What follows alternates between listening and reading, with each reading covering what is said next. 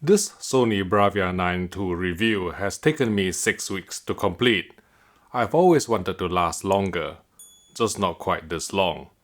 The reason is because Sony isn't just launching another flagship TV, it's introducing a true RGB LED display technology it's never put into a consumer television before in this form, at a price that puts it head-to-head against the very best OLED TVs on the market.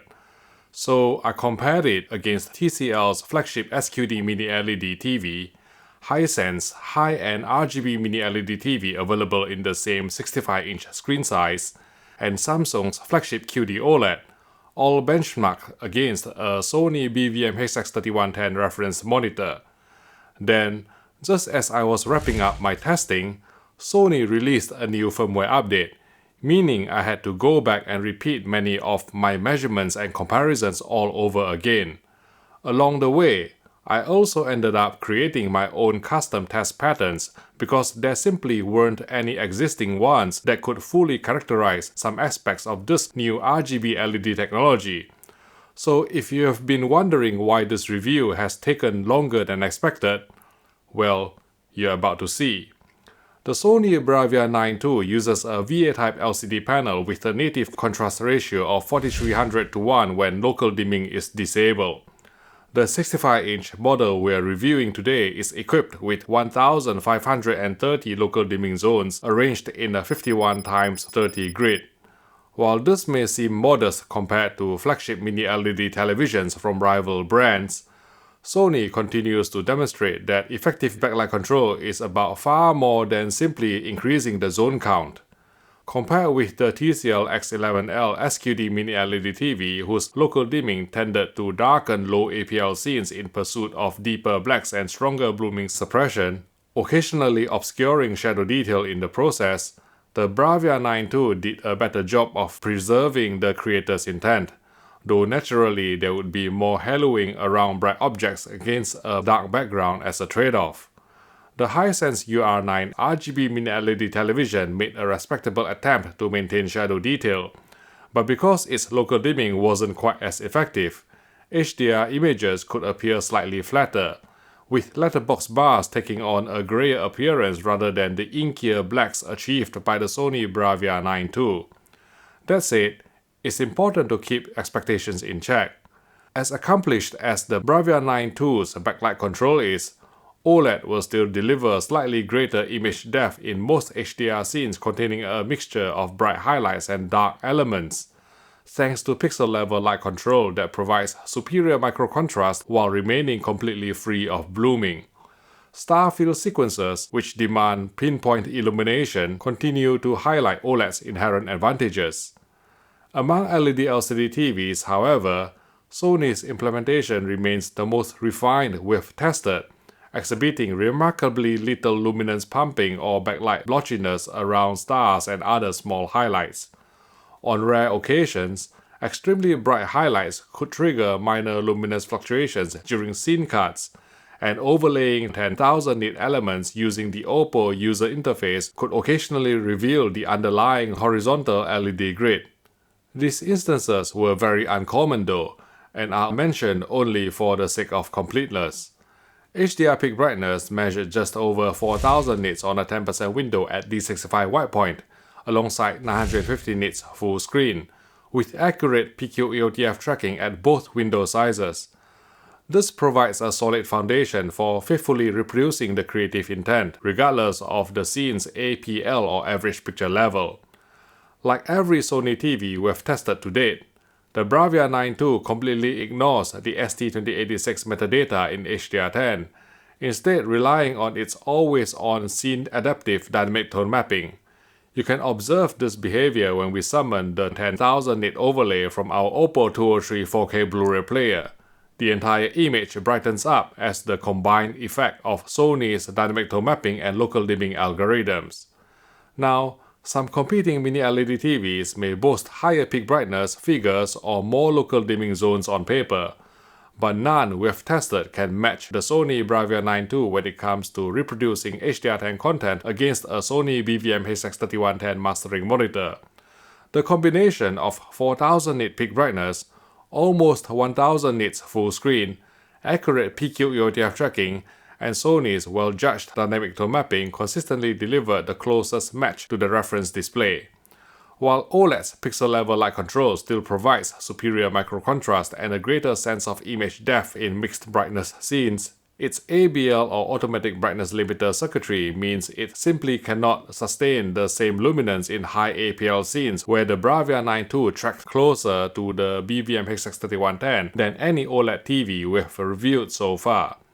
The BRAVIA 9.2 supports HDR10, HLG and Dolby Vision, although HDR10 Plus remains absent.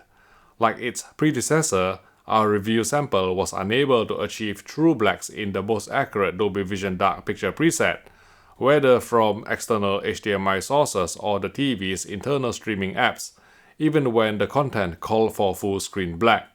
Consequently, the letterbox bars in Dolby Vision titles appear slightly more elevated than in HDR10. For this reason, our preference is to watch HDR10 wherever possible on the BRAVIA 9.2. Given the TV's inherently high brightness capabilities and excellent HDR10 processing, the practical benefits of Dolby Vision's dynamic metadata are largely diminished anyway. Just as we measured during our first look session in Tokyo a few months ago, SDR color accuracy on the BRAVIA 9.2 is primarily held back by elevated errors in reds and to a lesser extent blues, owing to their lower than reference color luminance. Unfortunately, unlike previous premium Sony televisions, the BRAVIA 9.2 doesn't provide a color management system or CMS, presumably because of the added complexity introduced by the RGB backlight architecture. Within the professional picture preset, Sony does offer the option to switch to a white backlight, but objectively and subjectively, this did little to improve SDR color accuracy. For HDR, DCI-P3 color gamut coverage measured 99.5% in UV terms, while Rec. 2020 coverage reached almost 91%, aided by the narrow spectral peaks afforded by the RGB LED backlight. According to Sony, operating the red, green and blue LEDs independently also improves energy efficiency through selective luminance loading, where only the color channels required for a particular image needs to be driven, explaining how the BRAVIA 9.2 is able to achieve both exceptionally high peak brightness and almost 1000 nits of full screen luminance without resorting to an even more powerful conventional white mini LED backlight. Switching to white backlight mode reduced Rec. 2020 coverage to 77%. As advanced as Sony's RGB backlight implementation is, a degree of color crosstalk remains unavoidable. Using our own custom-ordered test pattern of a blue circle expanding over a green background, you can hopefully see, despite YouTube's compression, that the circumference of the circle takes on a lighter, slightly different shade as the adjacent green backlight bleeds into it. Once the circle becomes sufficiently small, the true blue almost disappears entirely, only returning after switching to white backlight mode. Another way to illustrate this is with a small white circle on a blue background.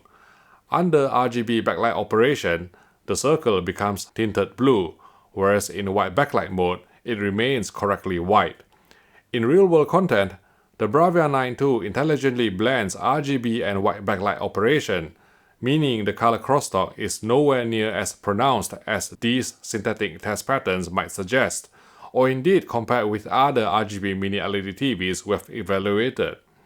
Where we noticed it most was with white subtitles over colored backgrounds, causing a slightly translucent effect, faint shadow blocks around text in user interface menus, or around players wearing brightly colored jerseys against a green football pitch, with these artifacts becoming more apparent when viewed off-axis. Otherwise, HDR color reproduction is generally accurate. While certain hues remain slightly oversaturated compared to the mastering monitor, including at lower luminance levels, the combination of impressively high peak brightness and an extremely wide color gamut allows brightly saturated colors to closely approach the HDR10 presentation of Sony's BVM-HX3110 reference monitor. Even with motion flow disabled, the Sony BRAVIA 9.2 performed proper 4:4 pull-down, presenting 24 frames per second films accurately without introducing telecine judder. One advantage LED LCD technology still holds over OLED is its inherently slower pixel response time. While this may sound counterintuitive, it actually helps mask some of the stutter inherent in 24 FPS content. On OLED, whose near-instantaneous pixel response faithfully reproduces every frame transition, slow camera pans can appear noticeably juddery. By comparison, the Sony RGB-LED LCD's slower response softens this effect, and we rarely felt the need to engage motion interpolation for cinematic viewing. For native 50Hz and 60Hz content, motion resolution measured the expected sample and hold baseline of 300 lines on this horizontally scrolling test pattern from the FPD benchmark software disk. Engaging Sony's high-quality motion-compensated frame interpolation via the smoothness control within the Motion Flow custom menu doubled motion resolution to approximately 600 lines, while enabling the clearness black frame insertion option increased it to the full 1080 lines available on this test pattern. As always, black frame insertion or BFI comes with the usual trade-offs of reduced luminance and visible flicker. However, thanks to the BRAVIA 9.2's enormous brightness headroom, even the mildest clearness 1 setting remained perfectly usable. For PAL regions such as the UK, the default combination of Motion Flow Custom and Film Mode High in the most accurate professional picture preset could introduce occasional microstutter in certain 50Hz broadcast programs. Fortunately, switching Film Mode to Low eliminated the issue, while still retaining correct 3.2 and 2.2 cadence detection for film-based interlaced material, as well as accurate 24p cadence extraction from the TV's internal streaming apps, essential for smooth camera pans when watching 24 FPS titles on services such as Netflix. Upscaling of sub-4K resolution was of a very high standard, extracting impressive detail without unduly exaggerating ringing or compression artifacts. Sony has also revamped the reality creation controls. Selecting manual now presents 2 processing options: detail preferred, which applies stronger edge enhancement but is more prone to accentuating ringing, fizziness, and mosquito noise, and cleanness preferred, which incorporates additional noise reduction and edge ringing suppression, making it the better choice for heavily compressed, low bitrate or grainier standard def material. That said, both modes altered this high-frequency luma zone plate pattern even at the lowest intensity setting of 1. As purists who prefer to see content with the least amount of processing, our recommendation is to leave reality creation disabled altogether. Even then, as with every flagship Sony TV we have reviewed in recent years, there's still a subtle amount of micro-edge enhancement being applied behind the scenes, even with reality creation set to off. Most viewers will probably appreciate the extra crispness compared with rival displays, and even from a normal viewing distance, it wasn't objectionable to this particular purist. Nevertheless, it's there, just as it is on the latest flagship LG and Samsung TVs. It appears this industry trend is here to stay. Native 10-bit gradation is excellent, judging by this rotating quantization test pattern from the Spears and Mansell UHD HDR benchmark disc, as well as numerous challenging scenes from 4K Ultra HD Blu-rays. Sony has clearly taken the opportunity while developing its first RGB LED platform to overhaul the signal processing pipeline and reduce the gradation artifacts that occasionally surfaced on previous BRAVIA models. The smooth gradation decontouring filter remains highly effective at suppressing in-content polarization. However, it now appears slightly more aggressive than before, with even the low setting softening fine detail to a noticeable degree. As such, our strong preference is to leave smooth gradation disabled. Screen uniformity on our 65-inch review unit was very good by LED LCD standards, exhibiting no significant banding or dirty screen effect on full-field gray slides. It ranks among the cleanest LED LCD TVs we have tested in recent years. Some darkening towards the edges of the screen was inevitable, owing to the off-axis contrast drop-off inherent to the VA-type LCD panel. Even when you're seated directly in front of the television, the outer edges are still viewed at a slight angle relative to your eyes. Unlike OLED, there's also no risk of dark uniformity artifacts or faint vertical streaking that can occasionally become visible during slow horizontal camera pans through low-light scenes. For gaming, input lag in game mode measured 10 milliseconds at 60 frames per second.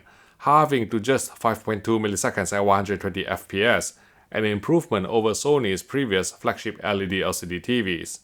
Even outside game mode, latency at 4K 24 FPS has dropped to a sufficient degree from the 340 milliseconds we measured on the BRAVIA 8 Mark II, reducing the likelihood of lip-sync delay. Thanks to the onboard MediaTek Pantonic 1000 chipset, the BRAVIA 9 II supports 4K 120Hz Dolby Vision gaming from the Xbox Series X, although we suspect many owners will be pairing the TV with a PlayStation rather than an Xbox. Speaking of which, the auto HDR tone mapping procedure performed during the initial HDMI handshake with the PS5 sets max FFTML and max TML to approximately 3600 and 4800 nits respectively. These values are far too high, resulting in clipped highlight detail in HDRG-compliant games. Sony's dynamic tone mapping algorithm also remains active even with HDR tone mapping set to off, making it effectively impossible to achieve a perfectly accurate HDRG calibration.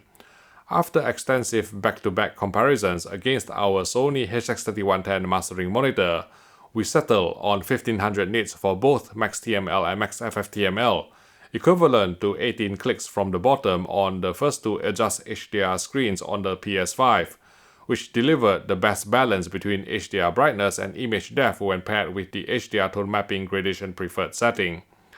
Within game mode, the default medium local dimming setting appeared less effective than outside game mode, behaving as though fewer dimming zones were being utilized and consequently producing more noticeable grayness and blooming. Furthermore, as you can hopefully see from our custom-authored test pattern, both color crosstalk and motion smearing were significantly more pronounced in game mode, presumably because Sony has to sacrifice some video processing, including synchronization of the individual red, green and blue LEDs in order to minimize latency. In other words, if high refresh rate gaming with the cleanest motion and most accurate color reproduction is your priority, OLED remains the undisputed display technology of choice.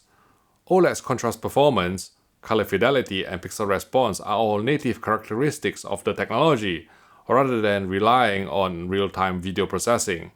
On the other hand, being LCD-based, the BRAVIA 9 II is completely immune to burn-in. Otherwise, VRR including NVIDIA G-Sync worked reliably to eliminate tearing and stutter. VRR flicker was significantly less noticeable than on OLED, courtesy of LCD's higher black floor, while native 10-bit gradation in HDR game mode was superb, judging by this grayscale ramp in the Display HDR app. Full 444 chroma was reproduced correctly in both game and PC modes, including in HDR with VRR enabled. Only 2 out of the 4 HDMI inputs support the full 48 gigabits per second HDMI 2.1 bandwidth, one of which also serves as the eARC port. When we asked Sony why all 4 HDMI ports weren't full HDMI 2.1 bandwidth, the company explained that development of these true RGB LED TVs began several years ago, before any off-the-shelf TV SoC capable of supporting 4 full bandwidth HDMI 2.1 ports existed. 2 of the Sony BRAVIA 9 II's more distinctive features relate not to outright picture quality, but to the design. The first is the Mirage stand, which incorporates a lenticular lens sheet which diffuses light to conceal cables hanging behind the TV, resulting in a cleaner and more elegant appearance from the front. The second is Sony's Immersive Black Screen Pro anti-reflective coating. Yes, it's matte, but it's arguably the finest matte implementation we've seen on any consumer television to date. It suppresses reflections effectively for bright living room environments without causing blacks to wash out to the same extent as QD-OLED TVs, and without exhibiting the grainy texture that often becomes apparent at close viewing distances. Instead, it has a matte, satin-like finish, if that makes sense. Personally, I still prefer a glossy screen for the greater perceived depth, contrast and clarity it provides.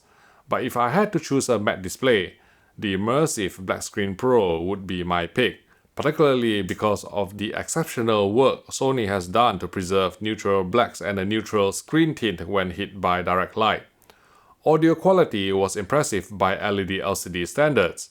Sony has repositioned some drivers and side-firing outlets closer to ear level, resulting in a broader soundstage without compromising the precise localization of dialogue and sound effects on screen. Sony's acoustic calibration can also optimize the sound for your particular seating position and room.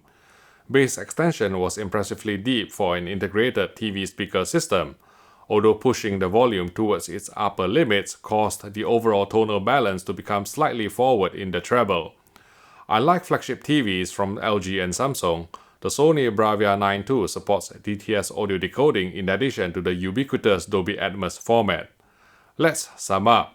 The Sony BRAVIA 9.2 is, quite simply, the most convincing implementation of RGB LED technology on the market today, demonstrating that outstanding picture quality ultimately depends as much on execution as it does on the underlying display technology. Compared with its predecessor, the BRAVIA 9 Mini LED, it delivers higher HDR peak brightness, a wider color gamut, greater color volume, noticeably improved native temperature gradation, and all while consuming less power. More impressively, even against rival flagship Mini LED TVs that boast more local dimming zones and higher peak brightness on paper, the BRAVIA 9.2 consistently produced the closest match to our Sony BVM-HX3110 mastering monitor across a wide variety of HDR content. In fact, we would go so far as to say that no LCD-based television, including any previous Sony model, has come closer to matching the HDR presentation of a professional mastering monitor, thanks to its combination of 4000 nit peak brightness, 1000 nit full screen luminance, accurate PQ-EOTF tracking, almost 91% Rec 2020 color gamut coverage, and well-judged dynamic tone mapping. Add Sony's outstanding video and motion processing, plus arguably the industry's best matte anti-reflective coating for bright room viewing, and the Sony BRAVIA 9.2 deservedly earns our highly recommended award. That said, no television is perfect.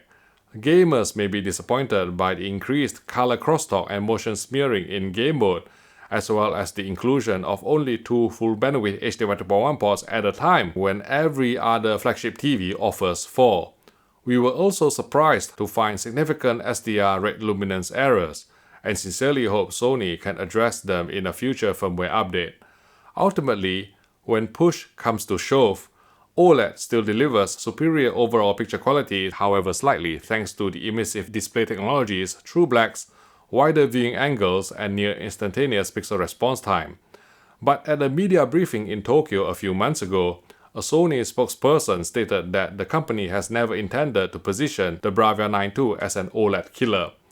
Instead, the company's goal was to create the best possible television for a typical living room, one that isn't necessarily light controlled, and to a remarkable extent, the company has succeeded. If you're thinking about getting the Sony BRAVIA 9.2, please support this channel by considering buying from our friends at Richer Sounds, a trusted British AV retailer with more than 50 stores in the UK, who provides 6 years warranty on the vast majority of TVs if you join the company's VIP club. You will get the best deals through cheaper VIP exclusive install-only prices, complimentary gifts or freebies, so go visit your local Richer Sounds store or call telesales for your next TV purchase. Thanks again for your support. If you are still undecided between the BRAVIA 9.2 True RGB LED TV and a flagship OLED that costs roughly the same price, you might want to watch my side-by-side comparison video by clicking here.